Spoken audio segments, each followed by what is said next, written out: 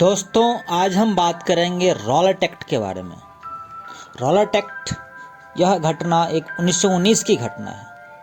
1919 का वर्ष भारत के लिए अत्यंत सोच एवं असंतोष का वर्ष था। देश में दंगे फैल रही थी, राष्ट्रीयता की भावनाएं चरम पर थी, क्रांतिकारी गतिविधियां भी अपनी चरम पर थी। इसी क्रांतिकारी गतिविधियों को कुचलने के लिए अंग्रेज सर सिडनी रॉलेट की अध्यक्षता में एक एक्ट लेके आए, जिन्हें इस बात की जांच करनी थी कि सरकार के विरुद्ध षड्यंत्र करने वाले कौन से लोग हैं और वो कहां तक फैले हुए हैं, और उससे निपटने के लिए किस प्रकार की कानून की आवश्यकता है। इसी संबंध में सर सिडनी रॉलेट ने जो सिफारिश दी उसे ही रॉलेट एक्ट नाम दिया गया। इस एक्ट के अंतर्गत एक विशेष न्यायालय की स्थापना की गई। इसके निर्णय के विरुद्ध कहीं भी अपील नहीं की जा सकती थी। इस एक्ट के अंतर्गत ऐसे भी कई सारे प्रावधान थे जिसमें बिना वारंट के तलाशी ली जा सकती थी, गिरफ्तारी किया जा सकता था, यहाँ तक कि शक के आधार पे 2 साल तक के लिए गिरफ्तार किया जा सकता था। भारतवासियों ने इसे काला कानून कहा, गांधी जी ने भी इसे काला कानून कहा। विश्व युद्ध की समाप्ति हो चुकी थी। जब भारतीय जनता संवैधानिक सुधार का इंतजार कर रही थी, ब्रिटिश सरकार ने दमनकारी रॉलेट एक्ट को जनता के समक्ष पेश कर दिया। इसे भारतीयों ने अपना घोर अपमान समझा। गांधी जी ने इस एक्ट के विरोध में सत्याग्रह का आह्वान किया। सत्याग्रह 6 अप्रैल 1919 को प्रारंभ होना था, परंतु तारीख की गलतफहमी के कारण सत्याग्रह प्रारंभ होने से पहले ही आंदोलन हिंसक रूप धारण कर लिया। कलकत्ता, बंबई, दिल्ली, अहमदाबाद, पंजाब में बड़े पैमाने पर हिंसा हुई। अमृतसर और लाहौर में तो स्थिति पर नियंत्रण पाना मुश्किल हो गया। 9 अप्रैल 1919 को राष्ट्रवादी नेता सैफुद्दीन किचलू और डॉक्टर सत्यपाल मलिक को गिरफ्तार कर लिया गया। इस घटना से हजारों भारतीयों में रोष व्याप्त हो गया। पुलिस ने गोली चलाना शुरू कर दिया।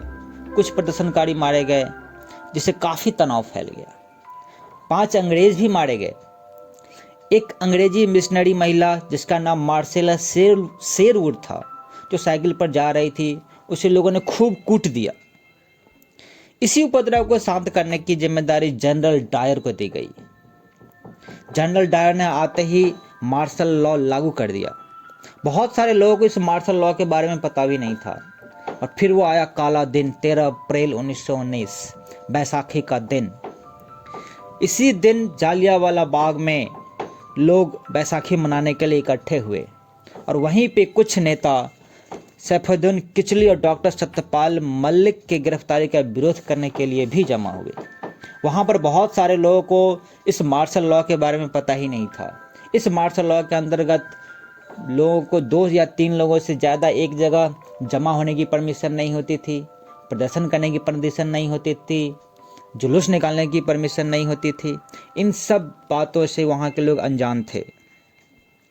इसके बाद जनरल डायर ने इस सभा के आयोजन को सरकारी आदेश की अवहेलना माना। डायर अपने दल बल के साथ जालियांवाला बाग पहुंच गए। उस जालियांवाला बाग में कहा जाता है एक ही मुख्य द्वार था एंट्री और एग्जिट करने के लिए, उसे बंद कर दिया गया। जालियांवाला बाग को चारों तरफ से पुलिस ने घेर लिया और बिना पूर्व चेतावनी के सभा पर गोली चलाने का आदेश दे दिया गया। लोगों पर तब तक गोलियां बरसाई गई जब तक सैनिकों की गोली समाप्त नहीं हो गई। सभा स्थल के सभी निकास मार्ग में सैनिकों द्वारा घिरे होने के कारण सभा में सम्मिलित निहत्थे लोग चारों ओर से गोली से छलनी होते गए। ऐसा कहा जाता है कि लगभग 1000 से ऊपर लोग मारे गए। युवा, महिलाएं, बूढ़े, बच्चे सभी इसमें शामिल थे। इन सभी वैसी क्रूरता ने पूरे विश्व को मौन कर दिया। पूरे देश में बड़े बड़े हत्याकांड की भर्त्सना की गई। रविंद्रनाथ टैगोर ने तो विरोध स्वरूप अपनी उपाधि, नाइटहुड की उपाधि त्याग दी।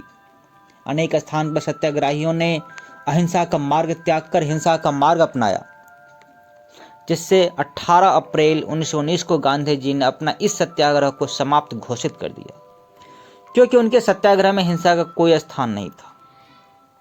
जय हिंद, जय भारत, थैंक यू।